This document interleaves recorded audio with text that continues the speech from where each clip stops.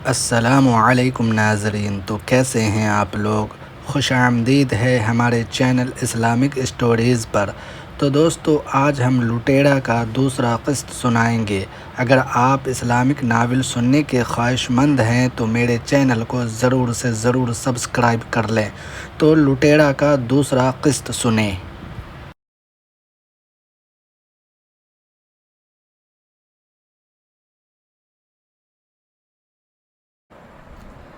ہم نے قافلہ والوں سے کہا کہ سب آرام سے رہیں، جس کا بھی جو نقصان ہوا ہے اس کی بھرپائی ہم کریں گے اور 2 دن ہم یہاں رکیں گے۔ سب سے کہہ دیا کہ کوئی بھی کچھ پوچھے تو اس کا مختصر جواب دے۔ مجھے محلے والوں پر شک ہے۔ اور اب فجر کی اذان ہو رہی تھی۔ ہم لوگ وضو کر کے مسجد میں داخل ہو گئے، فجر کی نماز پڑھی اور مسجد کے باہر آ گئے۔ ہم نے خیمہ وہیں مسجد کے باہر لگایا اور میں اور مومن وہاں سے باہر کی طرف نکل گئے۔ جس گلی سے گزرتے بچے، بوڑھے، عورت، مرد سب حیرانی سے ہمارے طرف دیکھتے۔ مومن نے کہا، بھائی خالد، یہ لوگ ہمیں گھور کیوں رہے ہیں؟ مومن، خاموش رہو اور خیال رکھو کہ ان کی نظریں کیا بتا رہی ہے۔ ذرا سی بھی کوئی عجیب لگے اس کو دل میں چھپا لو۔ اور اب ہم رات والی دونوں لڑکیوں کے گھر کے دروازے پر تھے۔ ہم نے آواز دی، ان دونوں میں سے ایک لڑکی باہر آئی اور سلام کر کے پوچھا، آپ کیا چاہتے ہیں یا آپ کون ہیں؟ شاید ایسا ہی پوچھا۔ میں نے کہا، میں ہوں قافلے والوں کا سردار خالد اور مومن۔ لڑکی نے کہا، کون خالد اور کون مومن؟ میں کسی خالد اور مومن کو یا کسی قافلے والے کو نہیں جانتی۔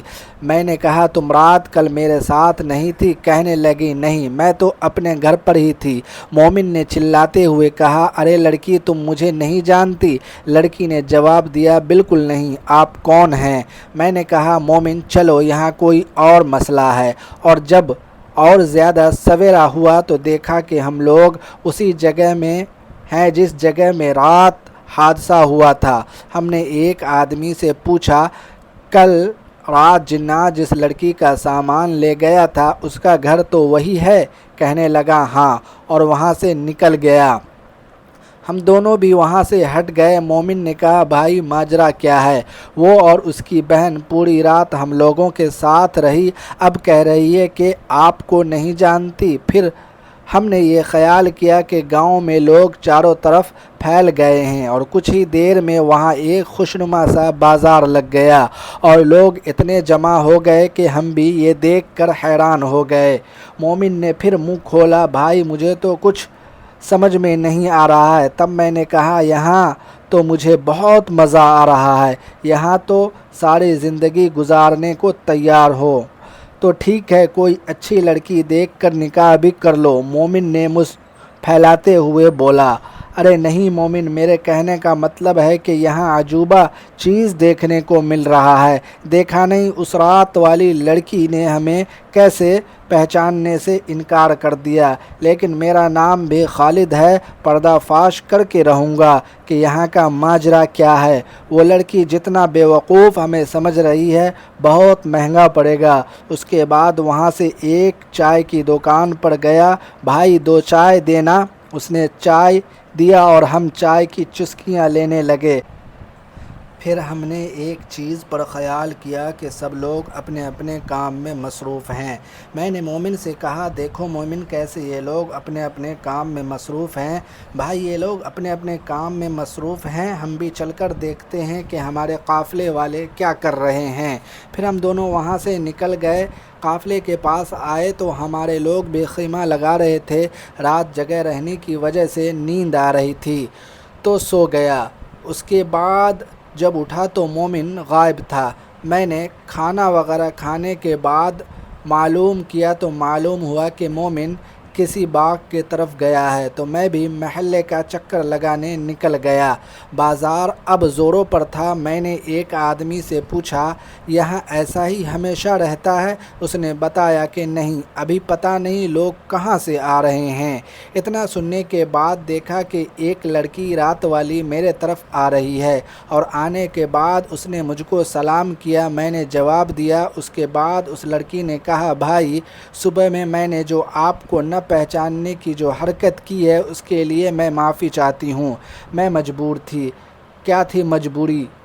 زوردار آواز میں نے پوچھا تو اس نے جو بتایا میں سن کر حیران رہ گیا۔ بتایا اس نے کہ میرا باپ گھر پر ہی تھا اور وہ ایک ظالم باپ ہے، کسی سے ملنے نہیں دیتا۔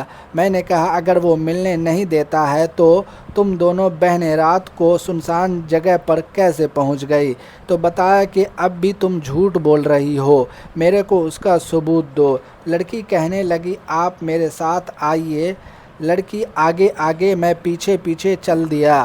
جب اس کے دروازے پر پہنچا تو دیکھا کہ اس کی دوسری بہن اپنے باپ کے سامنے کھڑی ہے اور اس کا باپ شراب کے نشے میں چور ہے، اور وہ لڑکی شراب کا پیالہ ہاتھ میں لیے کھڑی ہے یا اس کی طرف بڑھا رہی ہے۔ جب میں اندر جانے لگا تو آواز آئی کون ہے میرے دروازے پر؟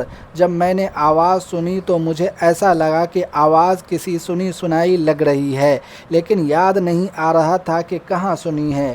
جیسے ہی میں قدم آگے بڑھایا اندر سے دروازہ لاک ہو گیا اور دونوں لڑکیاں غائب ہو گئیں، اور کسی نے پیچھے سے سر پر کچھ مارا تو میں بے ہوش ہو گیا، اور پھر جب مجھے ہوش آیا اور آنکھ کھلی تو ایک کمرے میں اپنے آپ کو بند پایا اور کمرے میں کوئی نہ تھا۔ پھر کچھ دیر بعد ایک آدمی اندر آیا اور بولا کہ تمہارا ساتھی باہر تمہیں ڈھونڈ رہا ہے، اس کو ایک خط لکھو اور اس پتہ پر آنے کے لیے کہو۔ جب میں نے اپنے جسم کو حرکت دی تو معلوم ہوا کہ میں بدھا ہوا ہوں۔